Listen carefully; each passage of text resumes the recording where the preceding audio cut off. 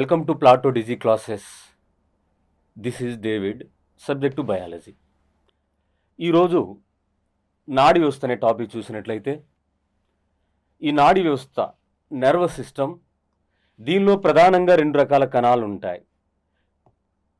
వీటిలో నాడీ కణము మరియు గ్లియల్ కణాలు 2 రకాల కణాలు ఉంటాయి. ఈ నాడీ వ్యవస్థ మొత్తం నాడీ కణాలకి క్రియాత్మకంగా మరియు నిర్మాణాత్మక ప్రమాణాలుగా ఉపయోగపడుతూ ఉంటాయి. ఈ గ్లియల్ కణాలు అనేవి నాడీ కణాలకు కావలసిన రక్షణ కల్పిస్తూ పోషక పదార్థాలు అందిస్తూ ఉంటాయి. మరి నాడీ వ్యవస్థ మీద కంట్రోల్ అండ్ కోఆర్డినేషన్ దానికి సంబంధించింది మాత్రము నాడీ కణం. ప్రధానంగా మనము నాడీ కణమే క్రియాత్మక నిర్మాణాత్మక ప్రమాణంగా చెప్పుకుంటూ ఉంటాం. The unit of functional and structural unit of nervous system as neuron. ఈ నాడీ కణం మనం ఇక్కడ ఇమేజ్ చూసినట్లయితే ఇది ఒక నాడీ కణ నిర్మాణము. నాడీ కణం గురించిన అధ్యయనాన్ని న్యూరాలజీ అని పిలుస్తారు. నాడీ కణం యొక్క అధ్యయనము న్యూరాలజీ. ఈ నాడీ కణము మానవ శరీరంలోనే అతి పొడవైన నాడీ కణం, అతి పొడవైన కణం. అంటే మానవ శరీరంలో కొన్ని చిన్న కణాలుగా చెప్పబడే ఉంటాయి, కొన్ని పెద్ద కణాలుగా చెప్పబడే ఉంటాయి, మరియు కొన్ని పొడవైన కణాలుగా చెప్పబడే ఉంటాయి. అతి చిన్న కణముగా చెప్పబడేది శుక్రకణం, అతి పెద్ద కణంగా చెప్పబడేది అండకణం, పొడవైన కణంగా చెప్పబడేది నాడీ కణం. సో మానవుని శరీరంలో అతి పొడవైన కణంగా చెప్పబడుతుంది నాడీ కణం. దీని యొక్క పొడవు చూసినట్లయితే 90 సెంటీమీటర్స్ నుండి 100 సెంటీమీటర్స్ ఉంటుంది. అంటే అప్రాక్సిమేట్గా 1 మీటర్ దూరం ఉంటుంది నాడీ కణం. మరి ఈ నాడీ కణం మానవ శరీరంలో ఒకసారి ఏర్పడితే అవి జీవితాంతం అలానే సజీవంగా ఉంటాయి. ఆ సజీవంగా ఉన్న నాడీ కణాలు ఇన్ కేస్ ఏదైనా వ్యాధులకు కానీ ప్రమాదానికి కానీ గురైనట్లయితే వాటి స్థానంలో తిరిగి కొత్త నాడీ కణాలు ఏర్పడవు. సో జీవిత కాలంలో ఒక్కసారి ఏర్పడే కణాలు ఉన్నాయంటే అవి one and only nerve cells. జీవితకాలం మొత్తం మీద ఒకేసారి ఏర్పడుతూ ఉంటాయి. ఒకవేళ నశించిందనుకోండి, వాటి స్థానంలో ఎటువంటి కొత్త కణాలు ఏర్పడవు. ఏర్పడే అవకాశం ఎప్పుడుందంటే తల్లి గర్భంలో శిశువు అవయవాలు ఏర్పడుతున్నప్పుడు, ఆ పిండాభివృద్ధి దశలో ఇన్ఫాంట్స్, ఆ ఫీటస్లో ఆ సమవిభజన జరిగే సమయంలో మాత్రమే నాడీ కణాలు ఏర్పడతాయి. వన్స్ ఒకసారి పుట్టుక జరిగినట్లయితే వాటి స్థానంలో ఎటువంటి కొత్త నాడీ కణాలు ఏర్పడవు. అంటే సో వీటిని జీవితకాలంలో ఒక్కసారి ఏర్పడే ఒక్కసారి ఏర్పడే కణాలుగా చెప్పబడుతూ ఉంటాయి నాడీ కణాలు. మరి ఈ నాడీ కణాన్ని మొట్టమొదటిసారిగా ఫోసెల్ ఈస్ అనే శాస్త్రవేత్తలు కనుగొంటే ఈ నాడీ కణ సిద్ధాంతాన్ని కోజెల్ అనే శాస్త్రవేత్త గుర్తించడం జరిగింది. మరి నాడీ కణం పనిచేయాలి అంటే కొన్ని రసాయనాలు ఉపయోగపడుతూ ఉంటాయి. నాడీ కణం పనిచేయాలంటే కావలసిన రసాయనాలు చూసినట్లయితే ఎసిటైల్ కొలైన్ అనే రసాయన పదార్థం, డోపమైన్ అనే రసాయన పదార్థం ఉపయోగపడుతూ ఉంటాయి. ఇవే కాకుండా సెరటోనిన్, ఇష్టమైన రసాయన పదార్థాలు ఉపయోగపడుతూ ఉంటాయి. కానీ ప్రధానంగా మనం ఇక్కడ చూస్తే ఎసిటైల్ కొలైన్, డోపమైన్ నాడులు సక్రంగా పనిచేయాలంటే కావలసిన రసాయన పదార్థాలు. మరి నాడీ కణాలు సక్రంగా పనిచేయాలి అంటే లవణాలు కూడా ఉపయోగపడుతూ ఉంటాయి. ఆ లవణాలు అనేది సోడియం, పొటాషియం వంటి లవణాలు నాడీ కణాలు సక్రమంగా పనిచేయడానికి ఉపయోగపడుతూ ఉంటాయి. మరి ఈ రకమైన నాడీ కణాలు మానవ శరీరం మొత్తం మీద ఏ సంఖ్యలో ఉంటాయి? మానవ శరీరం మొత్తం మీద ఉండే నాడీ కణాల సంఖ్య 100 బిలియన్లు ఉంటాయి, 100 బిలియన్స్ ఉంటాయి. మానవ శరీరం మొత్తం మీద 100 బిలియన్ల నాడీ కణాలు ఉంటాయి. ఈ 100 బిలియన్ల నాడీ కణాలు మానవ శరీరం అంతా వ్యాపించి ఉండటమే కాకుండా ప్రధానంగా అధికంగా మెదడులో అధికంగా ఉంటాయి. అంటే 10% శరీరం మొత్తం మీద ఉన్న నాడులలో 10% అనేవి ముందు మెదడులో ఉంటాయి, పోర్ బ్రెయిన్లో ఉంటాయి. ఆ భాగాన్ని నియోపాలియంగా చెప్తాం. అంటే అది స్కూల్ అసిస్టెంట్ పరంగా చూస్తే అప్పుడు మనం అదనంగా ఆ పాయింట్ చెప్పుకుంటాం. కానీ ఎగ్జిట్ పరంగా మాత్రం 100 బిలియన్స్ నాడీ కణాల గురించే మాత్రమే చెప్పుకుంటాం. మరి ఈ నాడీ కణాలు, ప్రతి నాడీ కణము దానికి ఇమేజ్ చూసినట్లయితే మీకు ఆ స్క్రీన్ మీద కనిపిస్తున్న ఆ నాడీ కణం ఇమేజ్ చూడండి. ఆ నాడీ కణంలో ప్రధానంగా 3 భాగాలు ఉంటాయి. నాడీ కణంలో ప్రధానంగా 3 భాగాలు. వాటిలో ఒకటి కణదేహము. కణదేహం, దీనినే సైటాన్ అని పిలుస్తారు.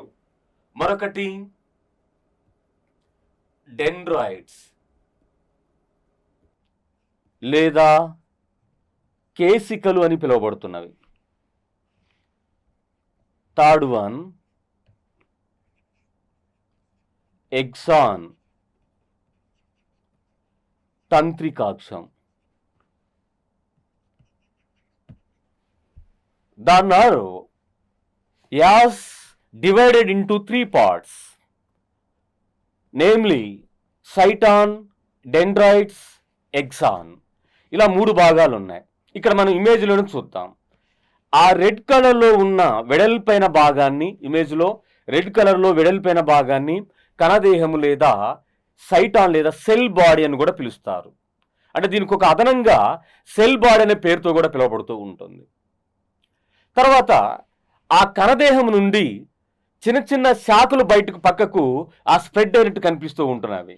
వాటిని డెండ్రైట్స్ అని పిలుస్తారు. అంటే మీరు స్క్రీన్లో బ్లూ కలర్లో ఉన్నాయి అబ్జర్వ్ చేసినట్లయితే అవి చెట్టు మాదిరిగా కనపడుతూ ఉంటాయి. అవి డెండ్రైట్స్ లేదా కేసికలు. ఆ కణదేహం నుండి పొడవైన నిర్మాణం కనపడుతూ ఉంటుంది. ఆ పొడవైన నిర్మాణాన్ని ఎగ్జాన్ లేదా తంత్రికాక్షం అని పిలుస్తారు. సో నాడీ కణంలో ప్రధానంగా 3 భాగాలు ఉంటాయి. వాటిలో ఈ కణదేహాలు ఎక్కువగా మెదడులోను వెన్నుపాములోను విస్తరించుంటాయి. మెదడు, బ్రెయిన్ అండ్ స్పైనల్ కార్డ్లో ఈ స్ప్రెడ్ అయి ఉంటాయి సెల్ బాడీస్. తర్వాత వాటికున్న అటాచ్మెంట్ అయిన డెండ్రైట్స్, ఎగ్జాన్, ఈ 2 రకాల నిర్మాణాలు కండరాలలోను గ్రంథులలోను విస్తరించుంటాయి. లేదా కండరాలు, కణజాలాలు గ్రంథులలో విస్తరించుంటాయి. అంటే దీని మీదనే బిట్ అడిగినప్పుడు దాని మీద లాస్ అవ్వకుండా ఉండటం కోసం ఈ విధంగా ఈ పాయింట్ కూడా ఇక్కడ నోటిఫై చేయడం జరుగుతూ ఉంటుంది. కణదేహాలు మెదడు, వెన్నుపాములో ఉంటే డెండ్రైట్స్ మరియు ఎగ్జాన్ అనేవి ఇవి కణజాలాలు మరియు కండరాలు మరియు గ్రంథులలో ఉంటాయి. ఇక ఒక్కొక్క దాని గురించి చూద్దాం. కణదేహం ముందుగానే చెప్పుకున్నట్టుగా ఇక్కడ మనము రెడ్ కలర్లో గీసిన ఆ యొక్క స్ట్రక్చర్ చూస్తే కణదేహం ఇది నాడీ కణంలోనే అతి వెడల్పైన భాగం. ఈ కణదేహంలో కేంద్రకం ఉంటుంది. జాగ్రత్తగా అబ్జర్వ్ చేయండి. కణదేహంలో బ్లాక్ కలర్లో ఉన్న డాట్ అది న్యూక్లియస్ లేదా కేంద్రకం. కణదేహంలో కేంద్రకంతో పాటు ఇక్కడ మనం ఇమేజ్లో ఇండికేట్ చేసినట్లుగా గ్రీన్ కలర్లో డాట్స్ కనపడుతూ ఉంటున్నాయి. ఆ గ్రీన్ కలర్లో కనిపిస్తున్న ఆ డాట్స్ను నిస్సల్ కణికలు లేదా నిస్సల్ గ్రాన్యూల్స్ అని పిలుస్తారు. మరి ఈ నిస్సల్ గ్రాన్యూల్స్ కేవలం కణదేహంలో మాత్రమే ఉంటాయి. Nissl granules present only in cell body, కేవలం కణదేహంలో మాత్రమే ఉంటాయి. ఇక నాడీ కణములు ఎక్కడా కనిపించవు. మరి ఇక్కడ ఉన్నదంటే ఒక డిస్టింక్ట్ ఫంక్షన్ ఉంటుంది, ఒక ఫినామినల్ ఫంక్షన్ ఉంటుంది. ఆ యొక్క ముఖ్యమైన పని నాడీ కణం మొత్తం మీద జరిగే సంశ్లేషణ చర్యలు డెండ్రైట్స్ వాటి యొక్క కణదేహాలలో ఆ నిస్సల్ కణికల వల్ల జరుగుతూ ఉంటాయి. అంటే సమాచారం నాడీలోని కణదేహాన్ని పంపినప్పుడు ఆ సమాచారం తీసుకొని దానికి ఇంపల్స్ను ఉత్పత్తి చేస్తూ ఉంటాయి, ప్రచోదనాలు ఉత్పత్తి చేస్తూ ఉంటాయి. అలా ప్రచోదనాలు ఉత్పత్తి చేయడానికి కారణం ఏంటి అంటే ఆ కణదేహంలో ఉన్న నిస్సలు కణికలు. ఇలా నిస్సలు కణికలు ఉండటం వలనే ఆ కణదేహంలో ఆ ప్రతిచర్యలకు అంటే ఆ ప్రేరణలకు ప్రతిచర్యలు ఉత్పత్తి అవుతూ ఉంటాయి. దాన్ని ఇంపల్స్ ఉత్పత్తి చేస్తూ ఉన్నట్లు లేదా రెస్పాన్స్ అవుతూ ఉన్నట్లు ఇలా మనం చెప్తూ ఉంటాం. నిస్సలు కణికల యొక్క ప్రత్యేక విధిగా చెప్తూ ఉంటాం. ఇలా ఈ కణదేహము లేదా సైటాన్ దీని నుండి ప్రధానంగా 2 రకాల నిర్మాణాలు ఏర్పడతాయి.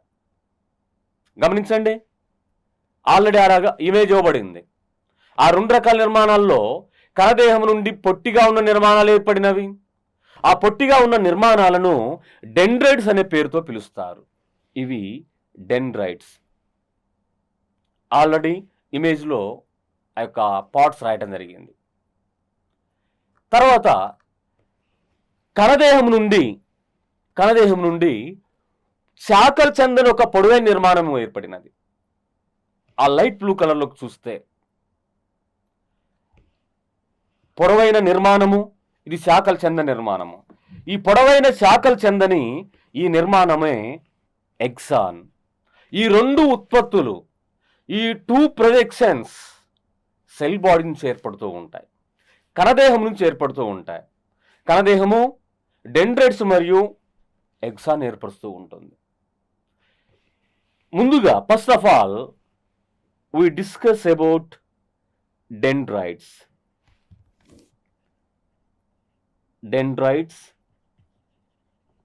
వీటి మరొక పేరు ఏం చెప్పుకున్నాం, ఆల్రెడీ ముందే చెప్పుకున్నాం.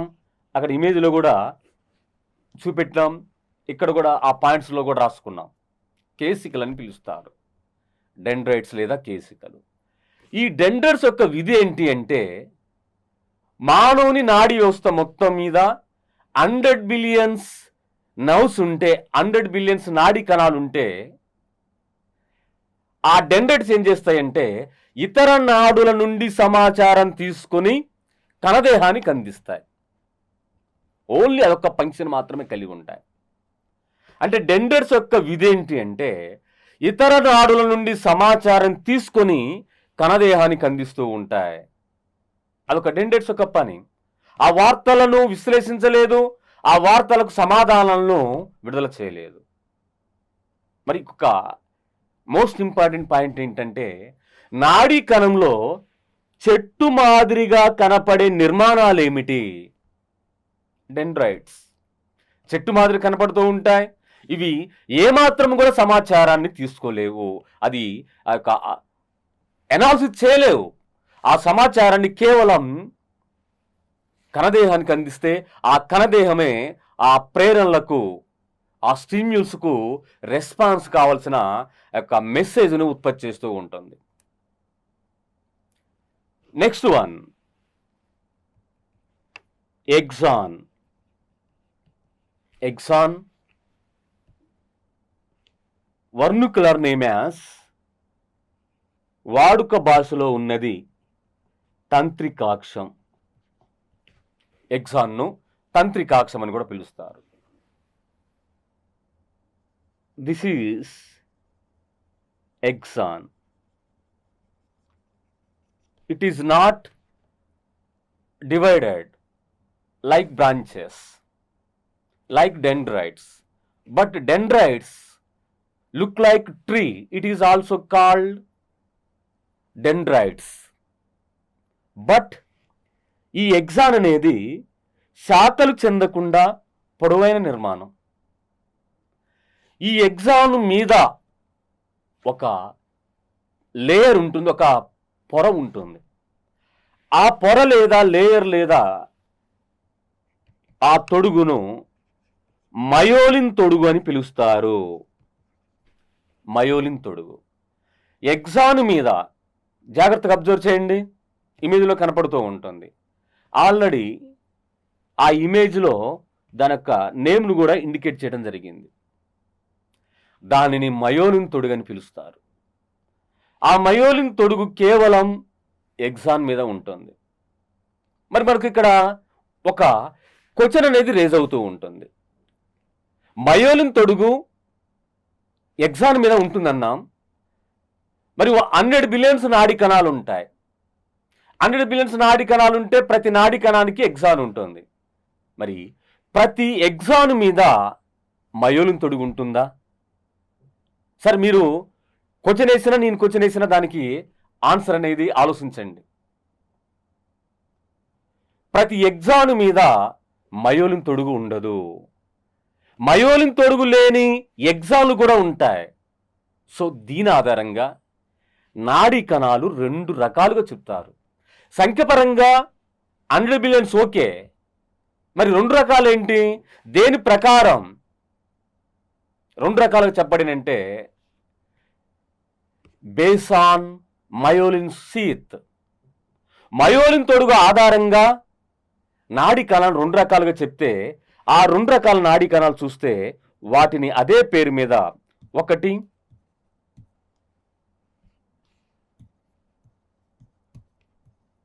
మయోలిన్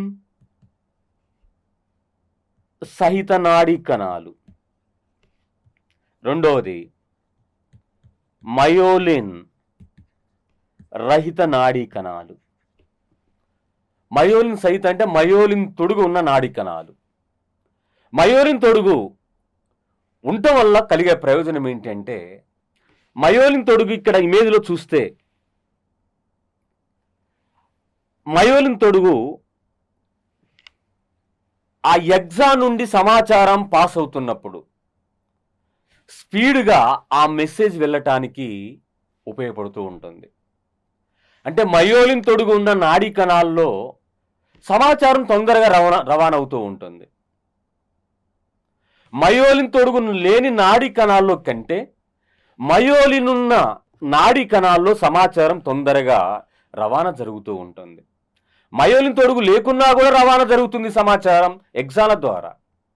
నాడీ కణాల్లో ఈ సమాచారాన్ని వివిధ రకాల గ్రంథులకు కానీ అవయవాలకు కానీ చేరవేసేది ఎగ్జాన్.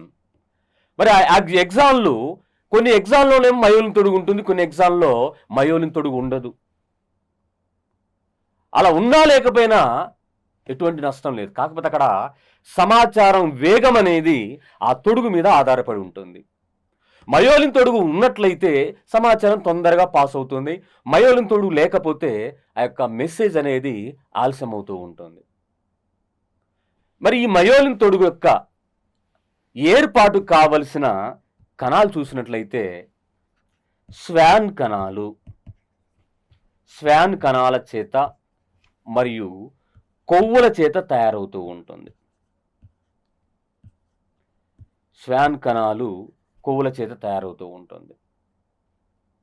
దీని మీద కూడా బిట్ అడిగినా, మయోలిన్ తొడుగు పనీత్ కణాలు కొవ్వుల చేత తయారవుతుందా? కుఫర్ కణాలు స్వాన్ కణాలతో తయారవుతుందా? ఆలియోబ్లాస్ట్ కణాలు స్వాన్ కణాలతో తయారవుతుందా?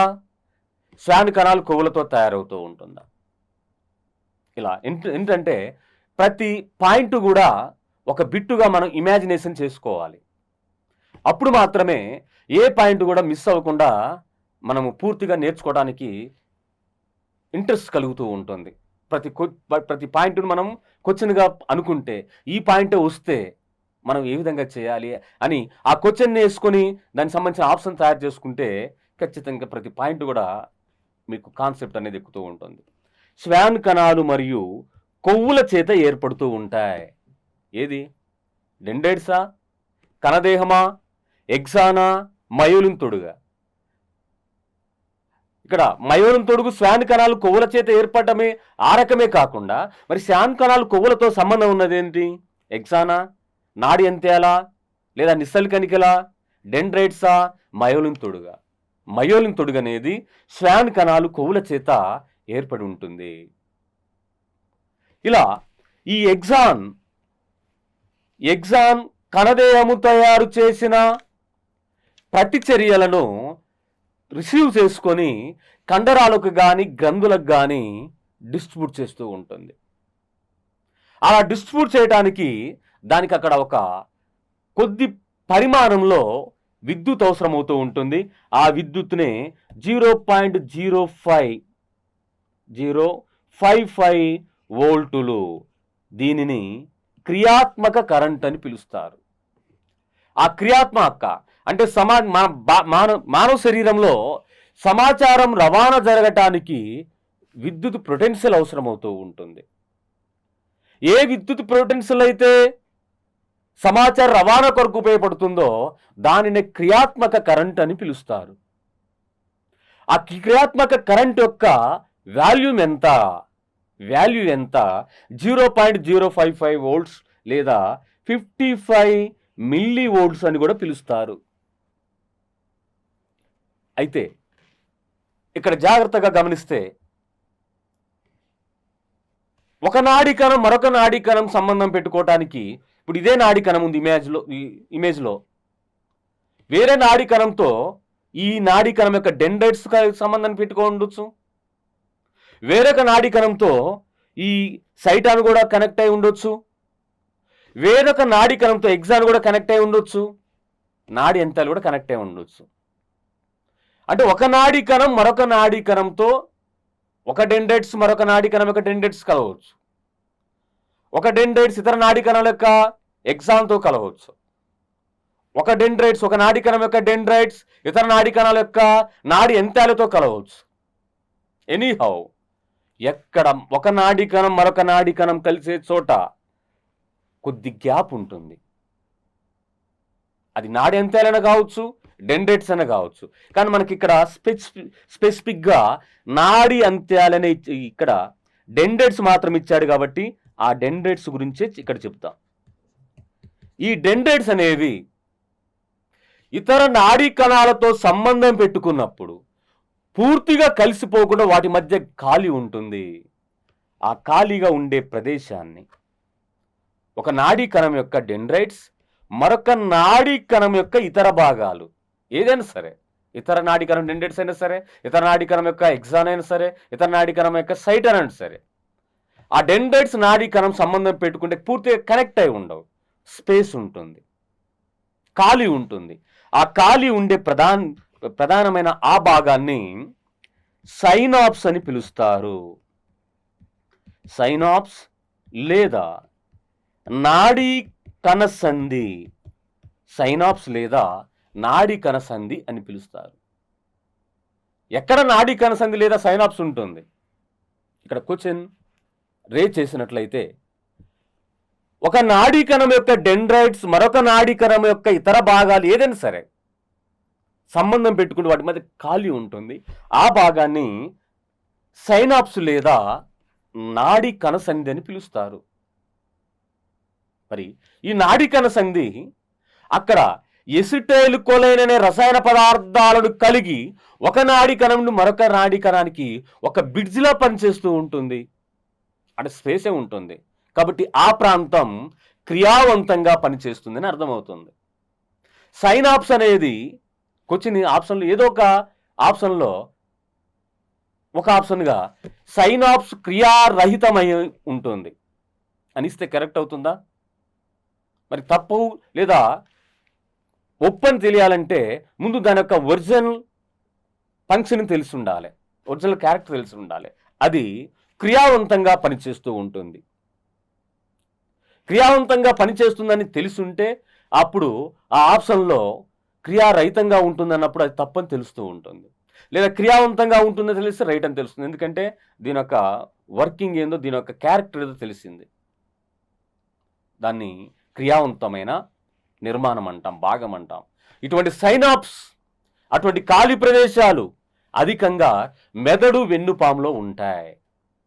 మానవ శరీరంలో వివిధ భాగాల్లో కంటే వాటి యొక్క స్పేసెస్ అనేది ఆ సైనాప్స్ లేదా నాడీ కణసందులు అనేవి మెదడు వెన్నుపాములో అధికంగా ఉంటాయి. ఈ రకమైన నాడీ కణం గురించి చెప్పుకున్నాం. ఈ నాడీ కణంలో కణదేహం, డెండ్రైట్స్, ఎగ్జాన్ గురించి చెప్పుకున్నాం. ముందుగానే ఒక పాయింట్ చెప్పినట్లుగా స్టార్టింగ్లో నాడీ కణాలన్నీ కలిసి దేన్ని ఏర్పరుస్తాయి? నాడీ వ్యవస్థను ఏర్పరుస్తాయి. ఇప్పుడు చూద్దాం నాడీ వ్యవస్థ ఎన్ని రకాలుగా ఉంటుందో. మానవ శరీరంలో నాడీ వ్యవస్థ యొక్క రకాలు. మానవ శరీరంలో నాడీ వ్యవస్థ ప్రధానంగా 2 రకాలుగా ఉంటుంది. వాటిలో ఒకటి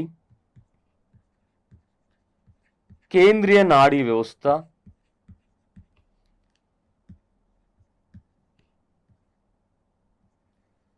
కేంద్రీయ నాడీ వ్యవస్థ,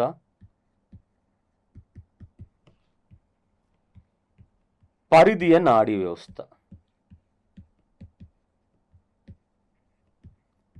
కేంద్రీయ నాడీ వ్యవస్థ, పరిధీయ నాడీ వ్యవస్థ. నాడీ వ్యవస్థ యొక్క రకాలు: కేంద్రీయ నాడీ వ్యవస్థ, పరిధీయ నాడీ వ్యవస్థ. Central nervous system and peripheral nervous system. కేంద్రీయ నాడీ వ్యవస్థ సింపుల్గా చూస్తే మానవుని బాడీ శరీరంలో మధ్య భాగంలో ఉన్న నాడీ వ్యవస్థ కేంద్రీయ నాడీ వ్యవస్థ, సెంట్రల్ నర్వస్ సిస్టమ్. పరిధీయ నాడీ వ్యవస్థ అంటే ఆ సెంట్రల్గా ఉన్న కేంద్రీయ నాడీ వ్యవస్థకు నుండి శరీరానికి అంతటా స్ప్రెడ్ అయిన ఆ నాడీ వ్యవస్థనే పరిధీయ నాడీ వ్యవస్థ అని పిలుస్తారు. అంటే మానవ శరీరం మొత్తం 2 రకాల నాడీ వ్యవస్థ చేత విస్తరించబడి ఉంటుంది. ఆ బాడీలో సెంట్రల్గా ఉన్నది సెంట్రల్ నర్వస్ సిస్టమ్. వాటికి కనెక్ట్ అయి ఉండి బాడీ అంతా విస్తరించున్నదే పెరిఫెరల్ నర్వస్ సిస్టమ్. దీన్ని మనం ఒక ఫ్లో చార్ట్లో చూస్తే, నాడీ వ్యవస్థ రకాలుగా చూస్తే, ఆ రకాల్లో ఫ్లో చార్ట్గా చూద్దాం. నాడీ వ్యవస్థ 2 రకాలు. కొంతమంది మరి 3 రకాలు అనిపిస్తుందేమో. స్వయంచూత నాడీ వ్యవస్థ, అది నాడీ వ్యవస్థే. అది గతంలో పాత టెక్స్ట్ బుక్లో ఉండేది అది. కానీ ఇప్పుడు మరి అది ఇక్కడ కూడా చెప్పుకుంటాం. బట్ ఎక్కడ వస్తుందో ఈ క్లాసులో మీరు జాగ్రత్తగా ఈ వీడియోని వింటున్నట్లయితే, పరిధీయ నాడీ వ్యవస్థ మరియు దాంతోపాటు ఇంకొకటి స్వయంచూత నాడీ వ్యవస్థ అని చెప్పుకున్నాం కదా, ఆ స్వయంచూత నాడీ వ్యవస్థ దేంట్లో ఒక భాగము అనేది మీకు చెప్పబోయే ఈ వీడియోలో మీకు క్లారిటీ వచ్చేస్తూ ఉంటుంది. ఈ నాడీ వ్యవస్థ 2 రకాలు: కేంద్రీయ నాడీ వ్యవస్థ,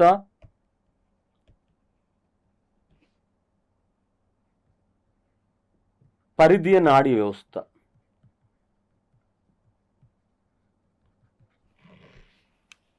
ఈ కేంద్రీయ నాడీ వ్యవస్థ మళ్ళీ 2 రకాలుగా ఉంటుంది.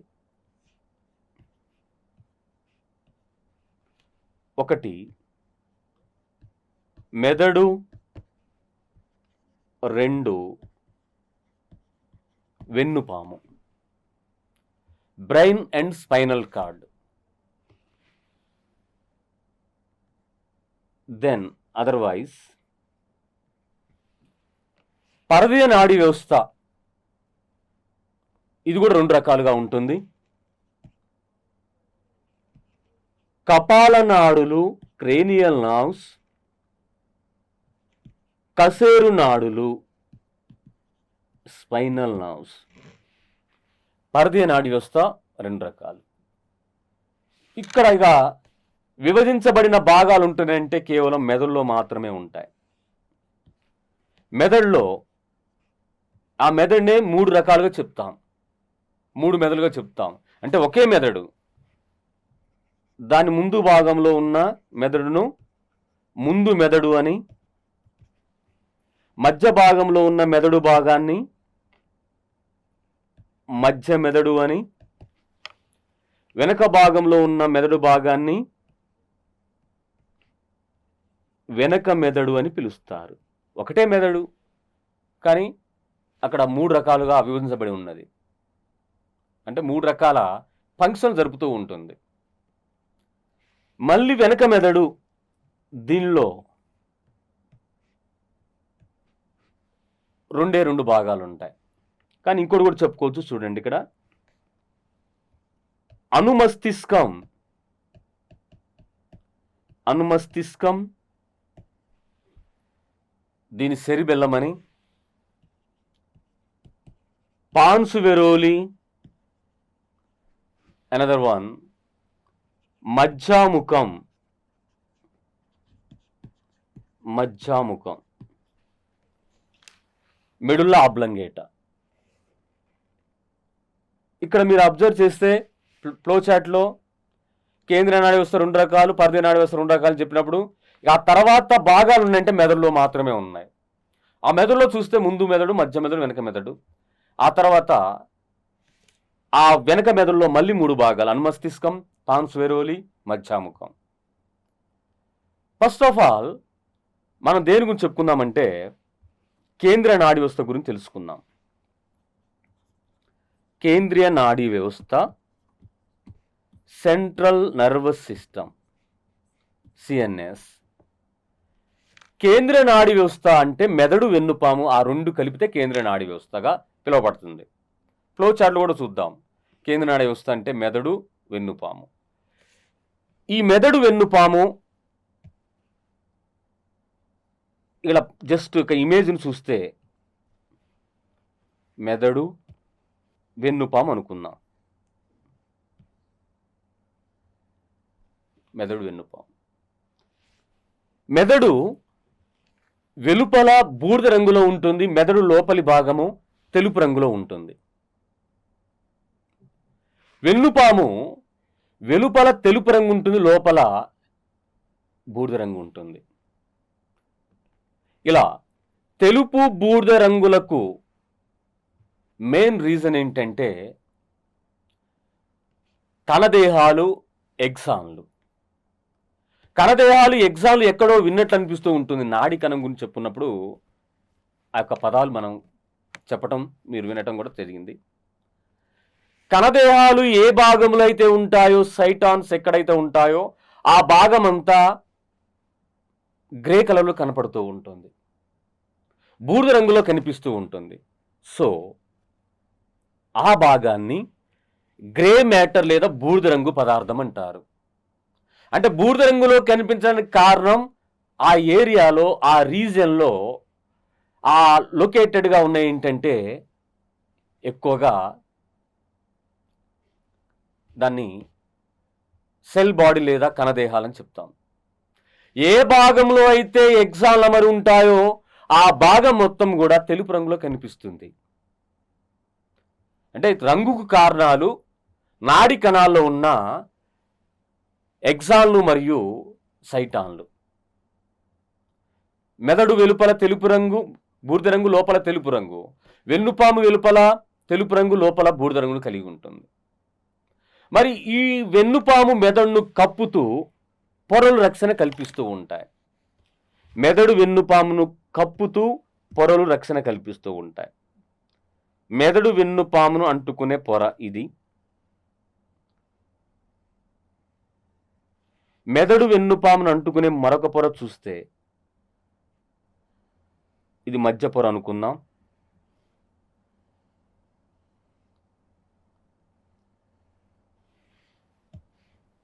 మెదడు వెన్నుపామును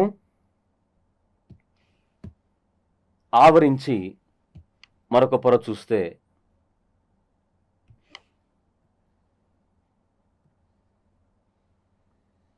మొత్తం 3 పొరలు ఉన్నాయని తెలుస్తుంది. మెదడు వెన్నుపాము, ఇది మెదడు అనుకుందాం.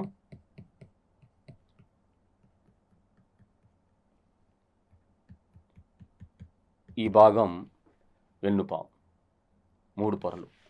ఆ 3 పొరలు చూద్దాం. వెన్నుపాము మెదడును చుట్టిన ఆవరించి ఉన్న వెలుపలి పొర వరాసిక లేదా డ్యూరామేటర్.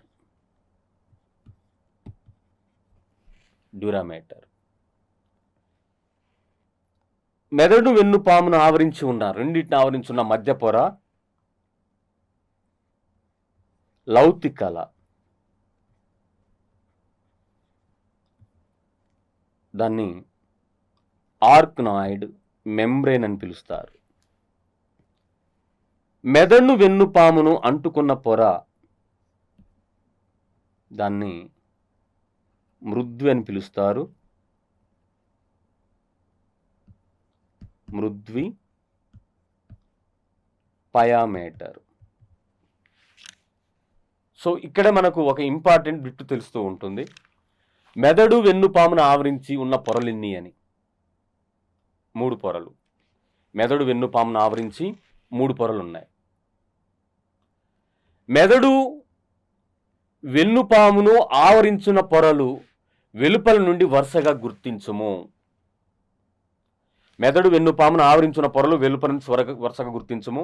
అక్కడ చూడండి, వెలుపలి పొర వరాసిక,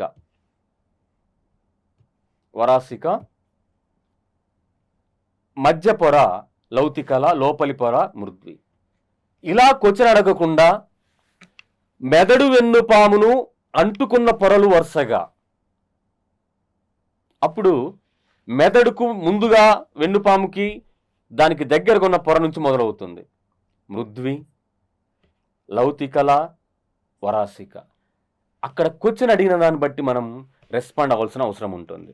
క్వశ్చన్ ఏంటంటే మెదడు వెన్నుపామును అంటుకున్న పొరలు వరుసగా అని కింద ఇచ్చి వరాసిక, లౌతికల, మృద్వి, వరాసిక, మృద్వి, లౌతికల, మరొక ఆప్షన్ లౌతికల, వరాసిక, మృద్వి, మరొక ఆప్షన్ మృద్వి, లౌతికల, వరాసిక.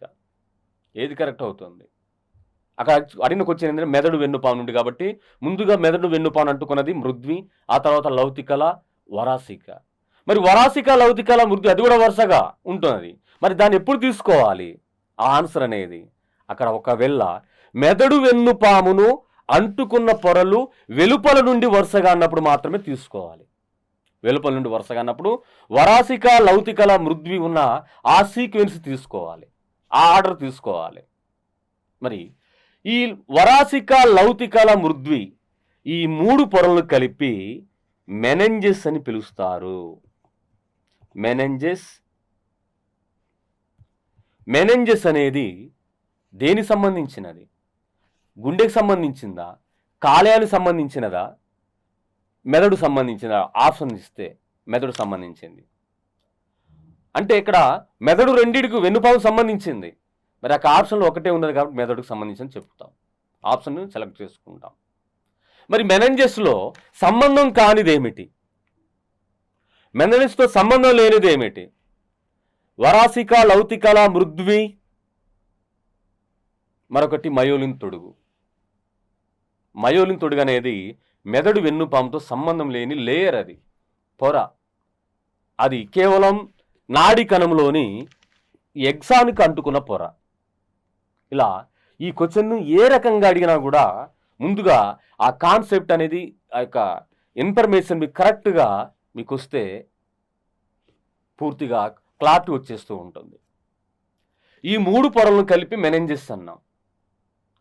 అంటే మెనెంజెస్ అనేది మెదడు వెన్నుపాము రక్షిస్తూ ఉంటుంది, అలాంగ్ విత్ వరాసిక, లౌతికల, మృద్వి. మరి వాటిలో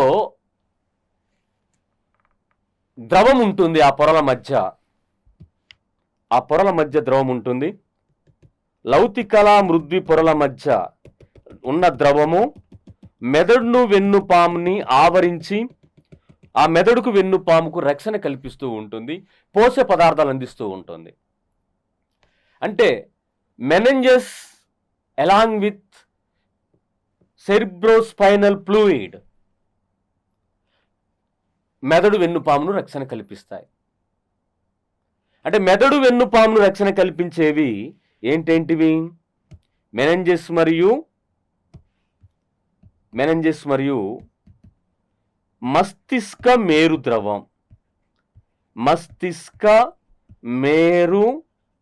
ద్రవం. దీన్నే సెరిబ్రోస్పైనల్ ఫ్లూయిడ్ అని పిలుస్తారు, సిఎస్ఎఫ్ అని పిలువబడుతూ ఉంటుంది.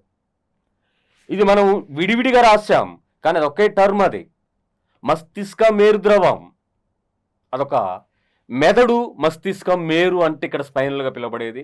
ఆ రెండింటిని కలిపి రక్షణ కల్పిస్తూ పోషక పదార్థాలు అందిస్తూ ఉంటుంది, దాన్ని మస్తిష్క మేరు ద్రవం అన్నాం. అంటే టోటల్గా మెదడు వెన్నుపాము, మెనెంజెస్ మరియు మస్తిష్క మేరు ద్రవం చేత రక్షణ కల్పించబడుతూ ఉంటాయి. ఇలా కేంద్ర నాడీ వ్యవస్థ చెప్తే దాని జనరల్గా మెదడు వెన్నుపాము గురించి దాని ఇన్ఫర్మేషన్ తెలుసుకున్నాం ఇక్కడ బ్రీఫ్గా.